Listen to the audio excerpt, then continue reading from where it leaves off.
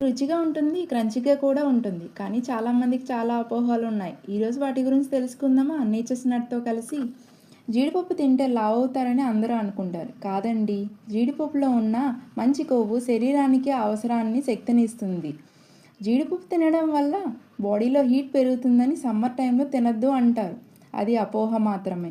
జీడిపప్పు తింటే ఏ కాలంలోనైనా మంచిదే. సమ్మర్‌లో జీడిపప్పుని వాటర్‌లో నానబెట్టి తింటే బాడీ డీహైడ్రేషన్ అవ్వకుండా ఉంటుంది.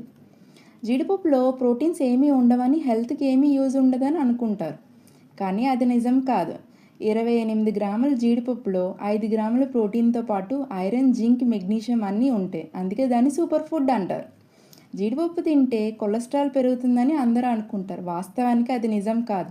ఇందులో కొలెస్ట్రాల్ లేకుండా ఉంటుంది. ఇంకా బ్యాడ్ కొలెస్ట్రాల్ని కూడా తగ్గిస్తుంది. షుగర్ పేషెంట్స్కి జీడిపప్పుని తినద్దు, మంచిది కాదు అని అంటారు. కానీ నిజానికి జీడిపప్పులో గ్లైసెమిక్ ఇండెక్స్ తక్కువగా ఉండడం వల్ల షుగర్ లెవెల్స్ని కంట్రోల్ చేస్తుంది.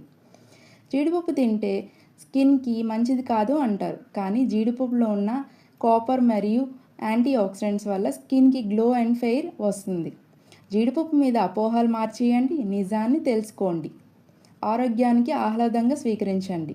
నేచర్స్ నట్‌తో నిజమైన నాటు రుచికి గుర్తు. ఆర్డర్ చేయడానికి DM ఆర్ కాల్ చేయండి. Thank you.